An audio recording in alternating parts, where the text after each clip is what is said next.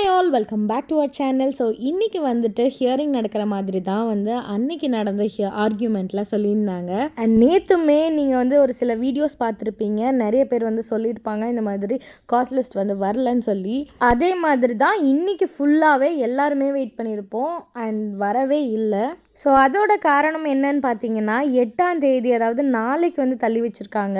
So நாளைக்கு தான் வந்து வெயிட் பண்ணி பார்க்கணும். ஸோ நாளைக்கு வந்து ஒரு சூப்பரான அப்டேட் வரும்னு எல்லாருமே நம்புவோம், நானும் நம்புகிறேன். அண்ட் நேற்றுக்கு போட்ட வீடியோவில் எல்லாத்துக்குமே சாட்டிஸ்ஃபைடாக இருந்துச்சு. அண்ட் கொஞ்சம் பேர்த்துக்கு வந்து ஓரளவுக்கு டிசப்பாயிண்டடாக இருந்தீங்க. நிறைய பேர் கூட கேட்டிருந்தீங்க இந்த மாதிரி அமௌண்ட் வரலன்னா நீ கட்டுவியா அப்படின்னு சொல்லி. நான் வந்து பொறுமையாக இன்னுமே ஒரு தடவை சொல்லிடுறேன். நான் வந்துட்டு இந்த மாதிரி கேஸ் வந்து வாபஸ் பண்ணுங்க அப்படின்னு நான் வந்து சொல்லலை. வாபஸ் வாங்கினா நல்லாயிருக்கும், எந்த ஒரு பிளாக் மார்க்கும் இல்லைன்னா. இது நல்ல கம்பெனி ஆச்சு, எல்லாத்துக்கும் இந்த மாதிரி யாருமே வந்து கம்ப்ளைண்ட் கொடுக்கல அப்படின்னு சொல்லும்போது நல்ல ஒரு இம்ப்ரெஷன் வரும் அப்படிங்கிறதுக்காக தான் நான் வந்து சொன்னேன்.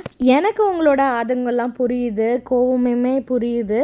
ஸோ எல்லாத்துக்குமே ஒரு கோவம் ஆதங்கம் இருக்க தான் செய்யும். ஏன்னா வந்து எல்லாருமே நம்ம பொறுமையாக வெயிட் பண்ணுங்கன்னு நம்ம சொல்கிறோம். ஆனால் வந்து லோன்காரங்க, இந்த மாதிரி கடன் கொடுத்தவங்க, அவங்கெல்லாம் வந்து வெயிட் பண்ண மாட்டாங்கல்ல. ஸோ அதனால தான் நீங்கள்லாம் வந்து கோவப்படுறீங்கன்னு எனக்கு தெரியுது.